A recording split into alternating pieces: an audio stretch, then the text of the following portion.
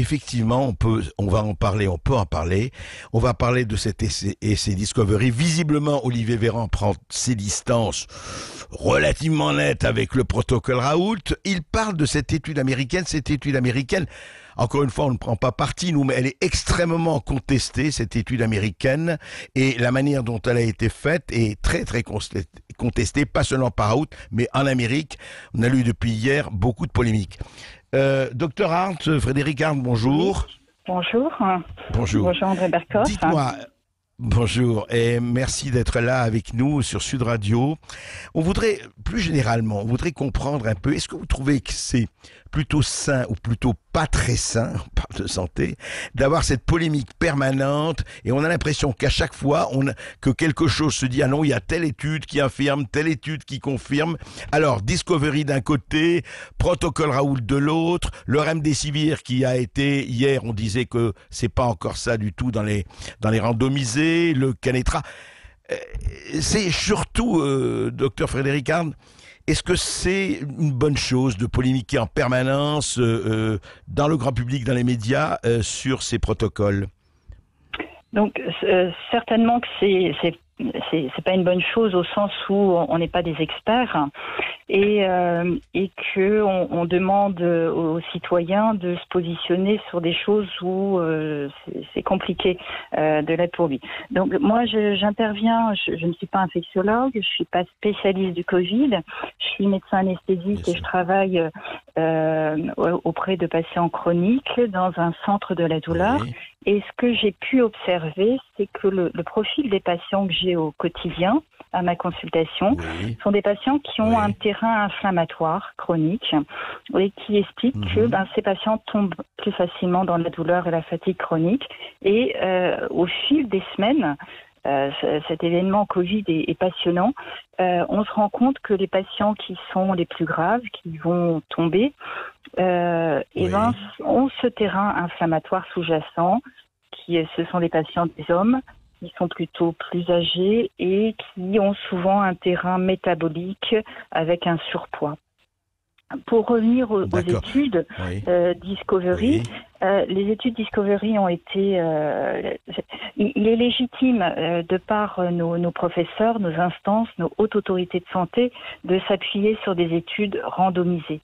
Et c'est là toute la polémique autour de M. Raoult, qui très courageusement a voulu soigner et être efficace tout de suite et n'a pas fait d'études randomisées. Mais c'est compliqué de faire du randomisé quand on est dans l'urgence et que on a une clairvoyance et une conscience et qu'on a vraiment l'impression d'aider et qu'on donne un traitement qui de toute façon est connu depuis longtemps et n'a pas d'effet indésirable.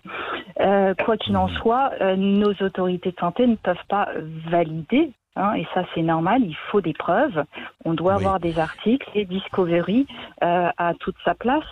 Le souci Discovery, c'est qu'ils ne peuvent pas se positionner par rapport à ce qu'a fait M. Raoult, puisque Discovery s'adresse à des patients en réanimation. Et après, l'étude américaine, cette étude américaine, en effet, elle pose question, puisque c'est une étude qui a un niveau de preuve, un niveau 4, on appelle ça un grade C, c'est une étude rétrospective.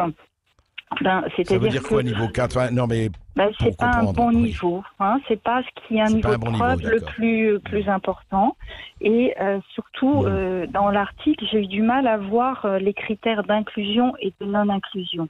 L'étude, clairement, n'est pas en faveur de l'hydroxychloroquine, c'est sûr, mais est-ce qu'ils ne nous disent pas s'ils ont inclus les patients à l'aveugle ou si le patient a dit « moi je suis très malade, donnez-moi l'hydroxychloroquine ». Si j'ai donné ce traitement à quelqu'un qui est très malade, forcément, il y a un biais d'inclusion. Donc, de toute façon, dans l'introduction, ils disent eux-mêmes que c'est une étude qui demande à être confirmée et qui ne peut pas influencer elle n'a même pas. Pardon, Frédéric Arndt, deux questions. Elle n'a pas été homologuée encore puisqu'il n'y a pas eu le reviewing, vous savez, la revue par le comité de lecture en l'état. Donc, ça, c'est première chose. On ne peut pas se baser dessus. Comme nos autorités de santé ne se basent pas sur ce qu'a fait M. Raoult, et c'est louable. Par contre, le souci, j'ai envie de dire, c'est de ne pas laisser la médecine de ville, les médecins traitants, faire leur médecine de terrain et pour aider leurs patients, puisque eux connaissent leurs patients, et sûr. Éviter que ces patients ne s'aggravent et aillent à l'hôpital. C'est ça, on a essayé, et franchement il faut le dire, on a laissé la médecine de ville de côté pour le moment en tout cas, en France, on ne les a pas inclus, parce que vous l'avez dit vous-même, on a commencé cette émission, nous sommes en guerre, disait Emmanuel Macron, nous sommes en guerre, mais et le maréchal Foch et les chefs de guerre, même Napoléon, rappelaient qu'en guerre, il faut y aller, c'est un art d'exécution, à un moment donné, vous êtes vous-même docteur sur le terrain, et donc il faut savoir ce qui se passe. Alors, vous dites que vous n'êtes pas, je vous demandez pas votre expertise d'infectiologue, je sais que vous ne l'êtes pas, mais au fond, les malades comme ça, qu'est-ce qui fait au fond que on ne peut pas attendre, je ne sais pas, je vous pose la question, est-ce qu'on peut attendre, visiblement ça va prendre encore beaucoup de temps, est-ce qu'on peut attendre les recherches, les études de partout sans faire quelque chose? C'est ça la question qui est posée aujourd'hui depuis 3 mois en tout cas. Alors on nous dit que Discovery, les essais vont sortir fin avril, mais quoi qu'il en soit, Discovery c'est sur des patients qui sont hospitalisés, qui sont graves, donc ils auront toute leur valeur, mais pour ces patients-là. Nous au CHU de Reims, quand je prends des gardes d'urgence en Covid, je suis bien sûr les recommandations des patrons d'infectiologie et je vois qu'ils introduisent de plus en plus tôt les traitements corticoïdes avec un très bon bénéfice, parce que les patients qui sont hospitalisés sont forcément des patients plutôt graves. Les patients qui vont bien, on les laisse rentrer chez eux parce que l'hôpital est surchargé d'activité.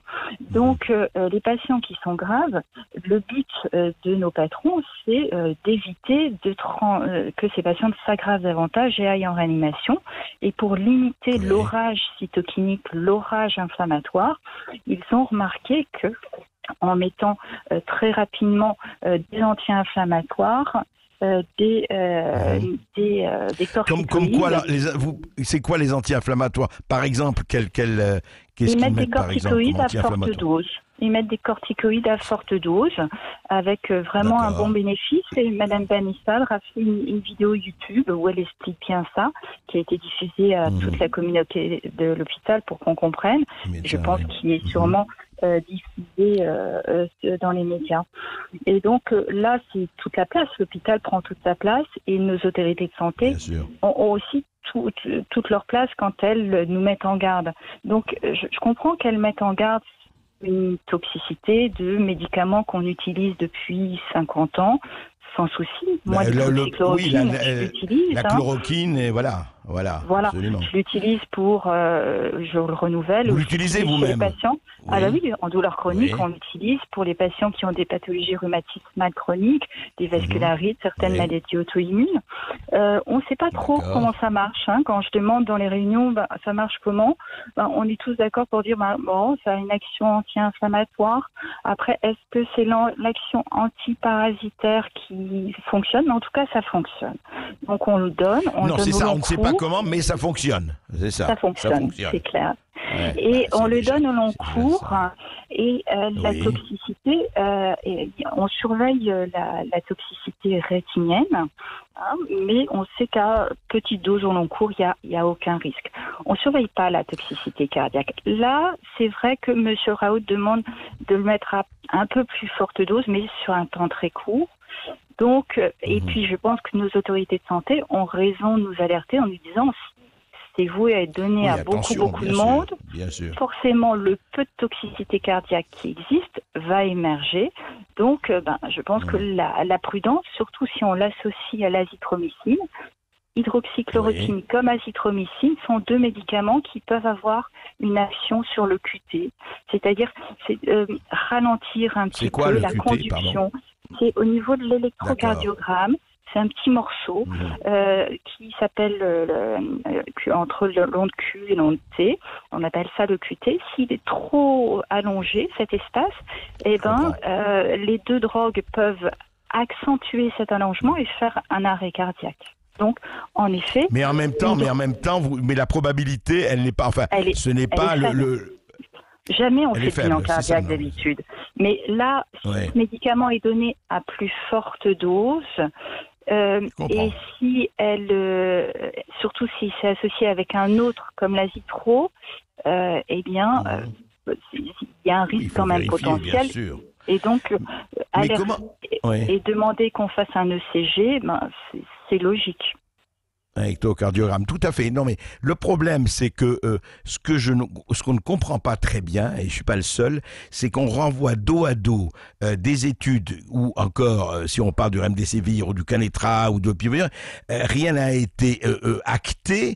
Et d'un autre côté, un protocole, encore une fois, dont on ne dira jamais que tout va bien et que c'est un protocole formidable. Je parle du protocole Raoult ou autre, hein, mais que au moins il y a eu déjà des gens qui ont été traités et apparemment, en tout cas sur 3000 personnes, il y a pas eu un rejet massif. En tout cas, disons les résultats sont plus encourageants que décourageants, je crois.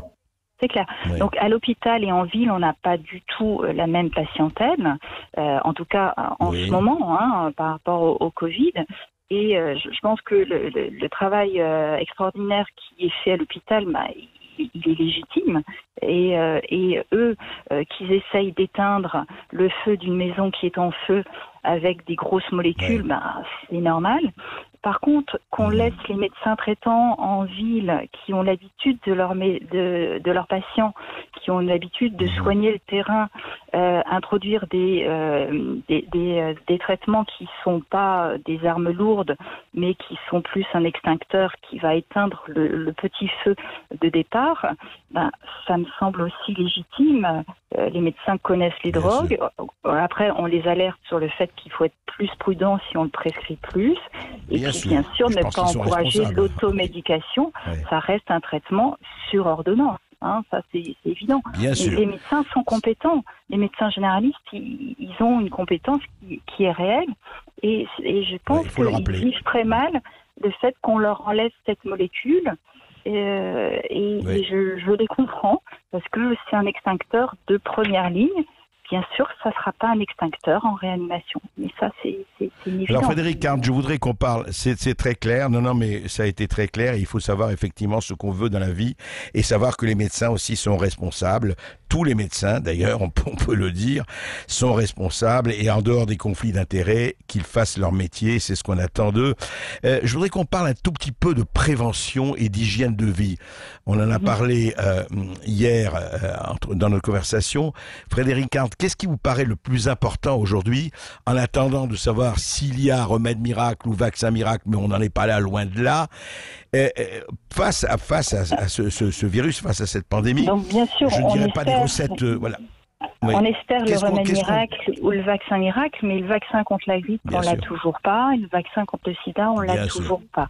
On l'a pas. Donc, on va Alors, qu'est-ce qu'on fait en attendant? De faire en sorte de ne pas arriver à ma consultation, c'est-à-dire de ne pas avoir ce terrain inflammatoire qui va faire que je vais tomber plus vite dans les symptômes de douleur chronique et de fatigue chronique.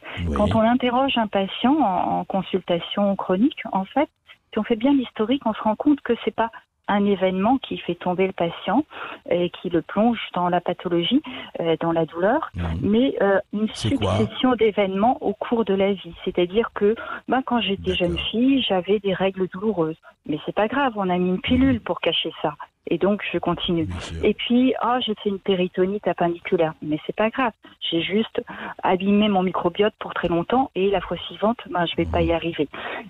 Ensuite, quand j'ai des tendinites très souvent.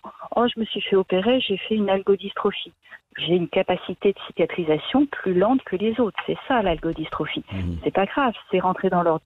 Mais le cumul de ces choses fait qu'un jour, quand la tasse sera pleine et que j'aurai moins de capacité d'adaptation, là, ce sera plus compliqué. Et parce qu'on a des ressources, l'être humain est fabuleux, il est plein de ressources. Donc peut-être éviter de tirer sur cette corde et un peu comme le jardin du jardinier, on peut mettre des engrais. Bien sûr que ça va pousser plus vite, ça va aller mieux. Puis mais il ne faut pas forcer. Mais le problème, c'est que si on en met trop, on sait qu'on appauvrit la terre. Et puis qu'un jour, si le temps est moins clément ou que j'ai pas les moyens de m'acheter mon fertilisant, là, je n'aurai plus rien. Et donc, l'être humain, c'est un peu ça. Je dis toujours à mes patients, c'est une entreprise, vous êtes chef d'entreprise et vous devez favoriser tout ça. Donc, dans la littérature médicale, on sait que, par exemple, le zinc a une action antivirale. Le zinc, ça s'achète en vente libre, ça s'achète sur ordonnance et c'est remboursé. Et dans cette période, moi, j'en donne à tous mes patients. À partir du moment où un patient vient en consultation douleur, je en donne aux 2 intersaisons, qui sont les périodes où le système immunitaire est plus sollicité avec les pollens ou l'arrivée des virus à l'automne. La vitamine D, c'est le premier anti-inflammatoire, comme on pourrait le dire. Il a une action, c'est une vitamine, mais c'est aussi une hormone. C'est une action sur plus de 60 réactions. Oui, restez avec nous. On a une petite pause et on se retrouve tout de suite après la pause. Merci. Et nous sommes toujours avec le docteur Frédéric Arndt, anesthésiste, hypnothérapeute au CHU de Reims, notamment. Je voudrais juste continuer un tout petit peu, docteur Arndt, et puis on vous fera, si vous voulez, on fera appel à vous parce que c'est passionnant et surtout c'est très clair ensuite. Vous avez dit le zinc, vous avez dit la vitamine D, c'est ça? La vitamine D, voilà. La vitamine C, D, exactement. La vitamine D, c'est la base. Il faut avoir un taux. En fait, on se rend compte que les patients qui ont une pathologie chronique, les patients en surpoids, diabétiques, avec des maladies chroniques, ont une vitamine D qui est basse parce qu'elle est consommée dans les mécanismes inflammatoires. Donc, il faut vraiment veiller à avoir un taux de vitamine D suffisant. Et parfois, on n'absorbe pas bien les greffes. Et donc, même si on en prend, elle ne rentre pas vraiment bien. Donc, c'est important de contrôler ça. Le dosage n'est plus remboursé, mais ça coûte pas très cher et c'est bien sûr. Et donc il faut faire, en fait, il faut que chacun fasse de la prévention là aussi, même devant quelque chose d'aussi énorme que le virus, que le coronavirus. Il faut penser à ça. Tout à fait. Il faut manger du vivant si on veut faire du vivant. La vitamine C, c'est une prévention de base. Les fruits frais doivent être consommés alors que les sucres industriels doivent complètement être limités. Les sucres industriels vont favoriser ce qu'on appelle l'hyperinsulinisme. L'insuline est une hormone pro-inflammatoire, extrêmement toxique. Au même titre que la vitamine C, tout ce qui est polyphénol, il y a même certains articles qui disent que la quercétine qu'on va trouver dans certains légumes, fruits, donc les oignons, les capres, aurait une action sur ce fameux récepteur ACE sur lequel se fixe le virus. Après, les probiotiques, qui sont une barrière, c'est-à-dire que si je dis toujours à mes patients que les probiotiques, c'est quoi les probiotiques? C'est les gentibactéries. J'appelle ça des casques bleus, en fait, dans un pays. On va mettre une armée d'occupation qui s'appelle les probiotiques. Voilà. Et le fait de mettre cette armée d'occupation, il y a moins d'intrus qui vont pouvoir envahir le pays, sachant que les probiotiques vont jamais vous remplacer votre propre microbiote. On rentre là dans le monde du microbiote qui fait aussi beaucoup parler de lui en ce moment avec les bactériophages. Et donc, ça, on fera une émission spéciale là-dessus. Juste un mot, docteur Arndt. Juste un mot. Il y a une polémique sur les anti-inflammatoires qui favoriserait le Covid, qui serait pas bon ou pas bon. Voilà. Donc ça, c'est important de revenir là-dessus. Vous avez raison parce que on a en effet dit que les anti-inflammatoires étaient mauvais. Ça peut abîmer le mucus, donc il faut absolument pas d'automédication. De même, les corticoïdes qui sont donnés en hospitalisation et en réanimation, si on les donne trop tôt, ça va favoriser le Covid. Ça ne peut s'entendre, ces traitements-là, que chez un patient qui a un emballement immunitaire et qui est grave. Et que sur conseil et sur ordonnance, ne jamais faire. Encore une fois, l'automédication n'a vraiment pas sa place. Le médecin traitant est vraiment le centre, le pilier pour conseiller. Il y a des moments où on va donner l'anti-inflammatoire et des moments où c'est vraiment contre-indiqué. C'est difficile. Et une bonne façon de moduler ça, c'est son hygiène de vie et avoir une alimentation, une hygiène de vie anti-inflammatoire. Un très bon anti-inflammatoire, par exemple, ce sont les poissons gras. les sardines. J'ai un compte Insta D'accord. et sur mon Instagram, je marque, je fais toujours des petites photos et je dis aux patients, vous voyez, il y a des livres qui vous donnent une alimentation D'accord. anti-inflammatoire. Achetez ces livres-là. Je leur fais des photos, des huiles de poisson. Après, bien sûr, il faut boire. On est surpris de voir que les patients ne boivent pas 2 litres d'eau par jour. Il faut comprendre que nous sommes faits à Essentiel. 70% d'eau. Et si on veut qu'il y ait Bien des sûr. échanges électrolytiques, eh bien, il faut ce support essentiel. De l'eau, Et bien enfin, sûr. de l'iode, les produits de la mer à petite dose, le sel iodé, c'est un anti-infectieux. On est étonné de voir les grosses carences qu'ont certains patients. Et la dernière chose, l'activité physique, le sommeil et la gestion du stress, par exemple, par la cohérence cardiaque. Merci beaucoup, Frédéric Arndt. Vraiment, merci de ces renseignements précis. Et on fera, si vous voulez bien, appel à vous. Et en tout cas, vraiment, c'est très important. Les auditeurs du Sud Radio, tout le monde doit effectivement, si vous ne vous soignez, soignez-vous et le ciel vous soignera. Mais si vous ne vous soignez pas, même les médecins ne pourront rien faire pour vous. À vous de commencer. Merci encore.